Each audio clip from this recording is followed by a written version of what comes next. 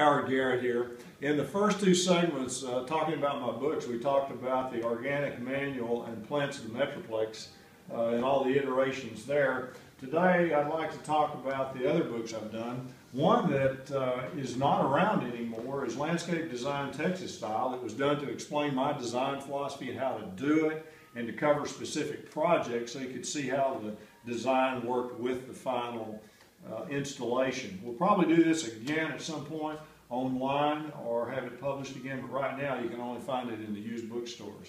Landscape Design Texas Style. The next book that I did was Texas Gardening, Howard Garrett's Texas Gardening. The first cover looked like that. The second one was a little different. Why we changed it, I'm not sure. It did change a little bit inside. It covers, as you can see on the cover, the trees, shrubs, grasses, and food crops, and how to do it the natural way. This was after I had become completely organic. Another book that I did was actually a book that dealt with the columns that I had done in the Dallas Morning News and the Q&A type things that I had answered over time. We actually did two versions of this little book, and it's still around and available. Howard Garrett's Plants for Texas was a book that I wanted to do to present the plants in a little bit different way. We listed all the plants in alphabetical order by common and botanical names. And a lot of people like to look them up that way rather than in groups of trees, shrubs, ground covers. And we covered the plants in a little bit more detail. That book is still easily available. Then the Texas Bug Book came along. The Texas Bug Book was a book that covers both the beneficial insects and the pests. The beneficial insects, how to use those, and the pests, how to control them with a natural organic approach. My co-author and friend and original teacher on organic living and organic gardening, farming, and ranching, Malcolm Beck. This was what the first book looked like. We made a major revision and redid it, and the big change here was the photographs became better and larger, and we covered more insects in the second version of the Texas Bug Book.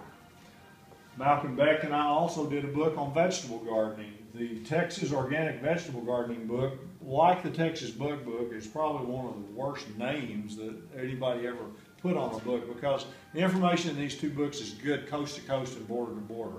You simply have to think about timing, because of the climate, obviously, and then certain plants are a little bit different. But basically how you maintain a garden as far as beneficial insects and pests and diseases is the same anywhere.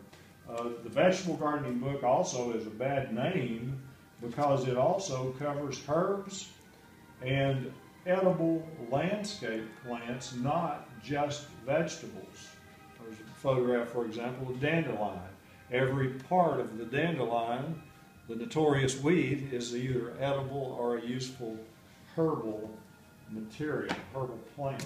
This is the second version of the book that covered my Q&As, my questions and answers. It basically accumulated over time from the website and from my column in the Dallas Morning News. This is one of the best kept secrets that I wrote. Herbs for Texas is one of my favorite books. I wrote it in conjunction with a friend of mine, Ondina Branham, and Ondina taught me about herbs and the fact that one is the proper pronunciation, herbs, and second, she taught me about the fact that any plant that has a use other than to look pretty is considered a herbal plant.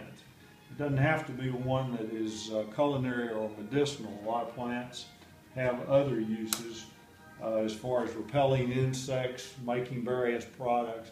It's a really good book that is still available in the trade. Texas Trees, probably one of my favorite books too, because trees are really my favorite subject. I've learned more about trees, I think, than any group of plants. I dedicated this book to Malcolm Beck, who is probably the fellow that was most important in getting me interested in trees. And it's where we first started dealing with some of the really major concerns of trees being planted incorrectly, too low in the ground, circling and girdling roots. It covers both ornamental trees and shade trees and fruit trees to a degree, and is useful in a wide range, not just in Texas. The Texas Gardening book, we call it the Big Book. We always said if you didn't like the book, it would make an excellent doorstop. It is a compilation of all my books put together. It covers the landscaping plants, it covers food crops, it covers herbs, it covers insects and diseases, it covers the planting techniques, bed preparation. It doesn't cover everything in each category as thoroughly as one of my specific books, but in some cases it has even more up-to-date information than the specific books that haven't yet been updated to where we would like to have them. One of the most recent books I did was for the city of Houston, Plants for Houston and the Gulf Coast.